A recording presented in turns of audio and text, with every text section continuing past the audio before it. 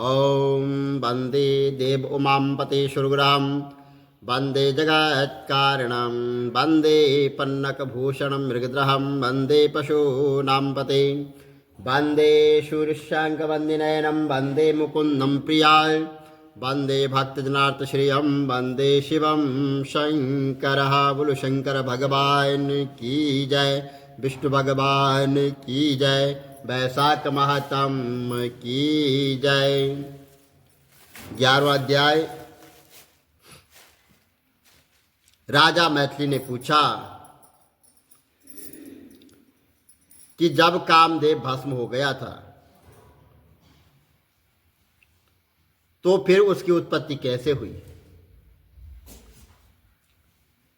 तो वहां पर जो है श्रुतिदेव कहने लगे कि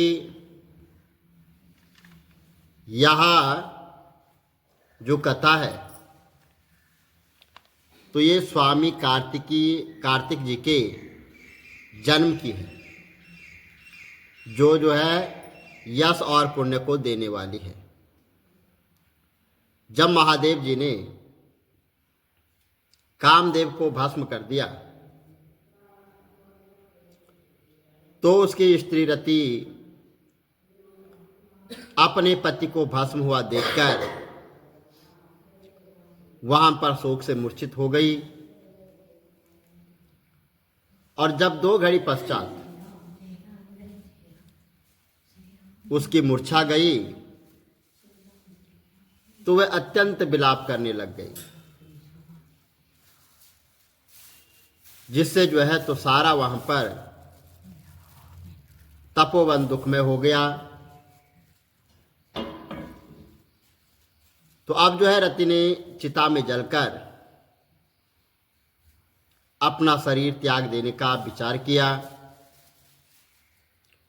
और जो है पति के मित्र जो बसंत को अपने पति की अंतिम क्रिया करने को बुलाया। जब तक वह चिता बना रही थी कि वहां पर बसंत भी आ गया और वह रति को देखकर अति दुखित हो रति को समझाने लगा और कहने लगा कि आत्मघाती ने आत्महत्या करना ये उचित नहीं है। जब बसंत ने उनके शरीर त्यागने का विचार दृढ़ देखा तो नदी के किनारे पर वहां पर चिता बनाई गई और रति गंगा में स्नान कर अपनी जो है सब इंद्रियों को रोककर और मन को आत्मा में लीन करके वो चिता पर चढ़ने को तैयार हुई। तो उसी समय आकाशवाणी हुई कि हे पति प्रेमा, तुम चिता में प्रवेश मत करो। तुम्हारा पति महादेव जी और भगवान श्री कृष्ण से उत्पन्न होगा। इस प्रकार कर्म से 2 जन्म होंगे, तब दूसरे जन्म में श्री कृष्ण से रुक्मणी के गर्भ से प्रद्युम्न रूप में उत्पन्न होगा और तू ब्रह्मा के शाप से शाबा नामक राक्षस के घर में निवास करेगी और वहीं पर तेरा पति प्रद्युम्न तुझको वहां पर प्राप्त होगा। इतना कहकर आकाशवाणी समाप्त हो गई और जब उसने रति ने आकाशवाणी सुनी तो उसने चिता में प्रवेश नहीं किया। और जिनके कार्य की सिद्धि के लिए भगवान शंकर जी ने कामदेव को भस्म कर दिया था, उन सब देवताओं ने गुरु बृहस्पति और इंद्र और अग्नि को आगे करके रति को वरदान दिया कि अब तेरा पति अनंग कहलाएगा और अंग वाले की तरह मरा हुआ भी दिखाई देगा। और फिर कहने लगे कि पूर्व काल में तेरा पति सुंदर नाम का राजा था और उस जन्म में भी तुम इसकी पत्नी थी, परंतु जस कारणी होने के कारण तुम्हारी यह दशा हुई है।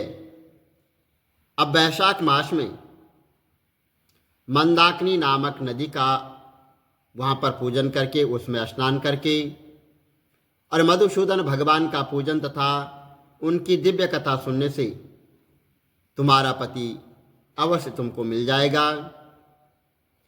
रति को इस प्रकार वरदान देकर सब देवता अपने अपने स्थान को चले गए और रति ने भी क्लेश निवृत्त होकर मेष की संक्रांति में गंगा स्नान कर पवित्रता से अक्षुण स्नान और शयन व्रत को धारण किया। इस व्रत के करने से उसी समय कामदेव दिखाई दिया और उसने वैशाख मास में कर्तव्य धर्म नहीं किया था। इसी कारण परमात्मा का पुत्र होने पर भी अंगहीन हुआ।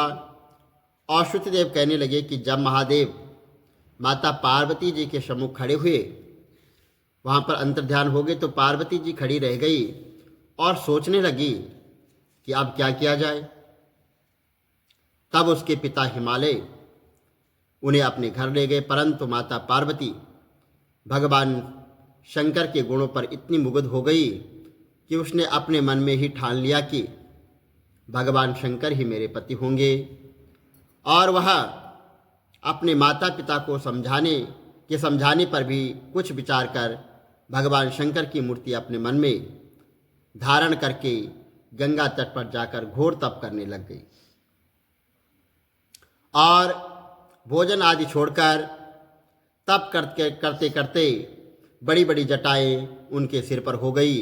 इस प्रकार 1000 वर्ष तक भगवान शंकर की आराधना करती रही।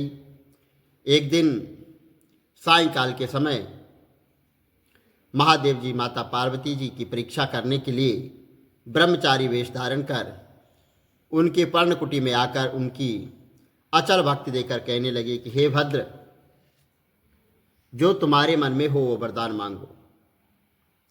तब माता पार्वती जी कहने लगी कि मैं यही वरदान चाहती हूँ कि आप मेरे पति हो।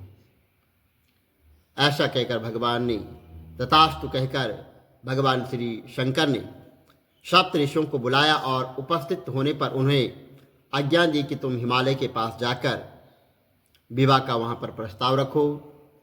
सातों ब्रह्मवादी ऋषि हिमालय के घर पहुँचे।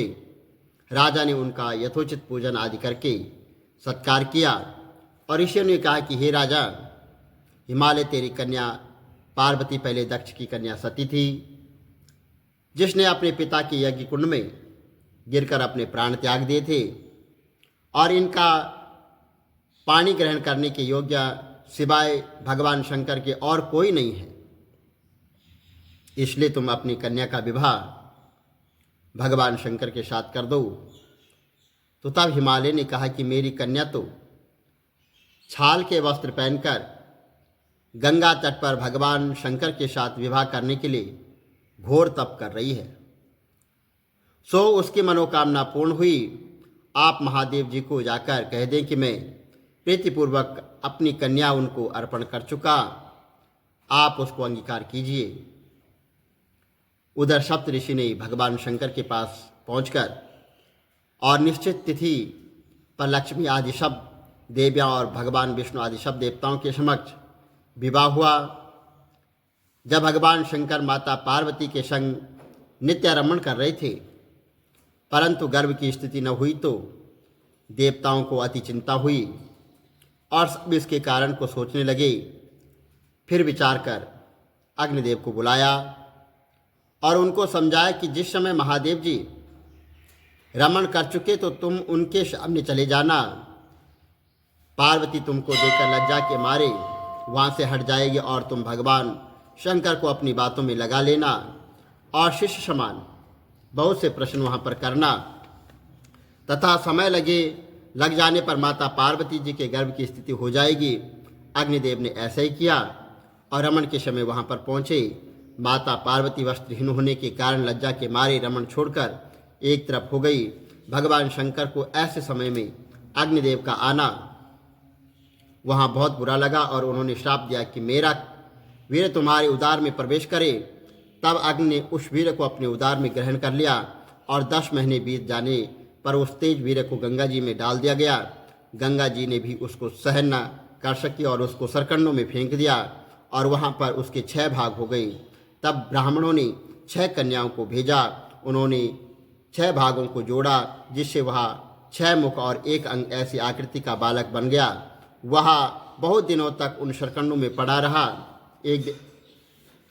एक दिन भगवान शंकर और माता पार्वती जी बैल पर चढ़े जा रहे थे और साहस पार्वती की स्तनों से दूध की धारा वहाँ पर बहने लग गई।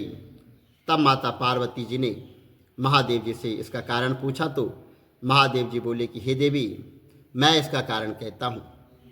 देखो यहाँ पर पास में ही तुम्हारा पुत्र पड़ा हुआ है। और फिर भी श्री महादेव जी ने पिछली सारी कथा माता पार्वती को सुनाई और कहा कि उसी को देखकर तुम्हारी वह दूध गा गया है क्योंकि तुम्हारा ही पुत्र है। महादेव जी की यह बातें सुनकर माता पार्वती जी ने उस बालक को उठा लिया तथा अपनी गोदी में बिठाकर उसको दूध पान कराया। इस प्रकार माता पार्वती जी और पुत्र शनि में मुग्ध होकर उसको कैलाश ले गई, उसका पालन पोषण करने लगे। तो श्रुतिदेव जी कहने लगे कि राजन, यह कुमार के जन्म की कथा मैंने तुमसे कही है और यह जन्म की कथा मैंने तुमसे कही है। तो भगवान शंकर और माता पार्वती वहाँ पर बालक के पालन पोषण में जो है तो वहाँ पर करने लग गए। तो बोलो विष्णु भगवान की जय, शंकर भगवान की जय। श्री कमल नेत्र कटी पीताम्बर आधर मुरली गिरधरम मुकुट कुंडल कर लोट किया श्याम रे राधे बरम। त्रिकूल यमुना धेनु आगे सकल गोपियंत मन हरम। पीत वस्त्र गरुड़ वाहन चरण शुक नित सागरम। करत केल कलोल निस्तिन कुंज भवन उजागरम। अजर अमर अडोल निश्चल पुरुषोत्तम अपरापरम। दीननाथ दयाल गिरधर कंसेना कुशहनम। गल फूल माल विशाल लोचन अधिक सुंदर केशवम। अंशीधर वसुदेव चाय वाल चल हरि वामनम। जल डूबते गजराक लीनो लंका चे जो रावणम। सप्तदीप नव कंड 14 भवन कीनो इक पदम। द्रौपदी के लाज राखी कहाँ लोप माँ करम।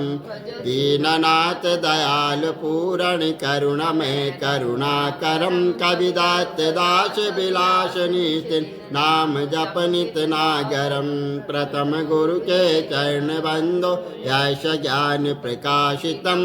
आदि विष्णु जुगादि ब्रह्मा सेवते शिव शंकरम। श्री कृष्ण केशव कृष्ण केशव कृष्ण यदुपति केशवम। श्री राम रघुवर राम रघुवर राम रघुवर राघवम। श्री राम कृष्ण गोविंद माधव वासुदेव श्री वामनम।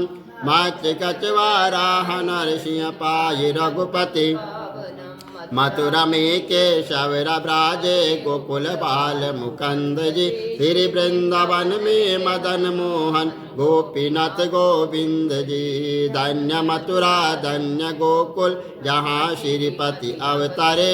धन्य यमुना नीर निर्मल ग्वाल बाल शंकावरे।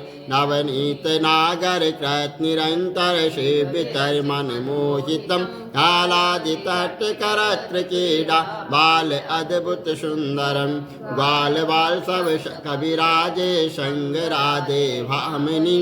वंशी वट तट निकट यमुना मूल किटेर सुहावनी भज राधे विष रघुवंश उत्तम परम राजकुमार जी सीता के पति भक्तन के गति जगत प्राणी आधार जी जनक राजा पनक राखे धनुष बाण चढ़ावई सती सीता नाम जाके श्री रामचंद्र प्रणामई जन्म मथुरा केल गोकुल नंद के हृदय नंदनम बाल लीला पतित पावन देव की वसुदेवकम श्री कृष्ण कलिमल हरण जाके जो बजे हरि चरण को भक्ति अपनी देव माधव भाव सगर के तरण को जगन्ना जगदीश स्वामी श्री बद्रीनाथ विशंबरम द्वारिका के नाथ श्रीपति केशवम प्रणवयम श्री कृष्ण अष्टपद पढ़त निष्ठिन विष्णु लोक सगतम श्री गुरु रामानंद अवतार स्वामी कवि दत्त दास समाप्तवम श्री कमल नेत्र समाप्तवम विष्णु भगवान की जय।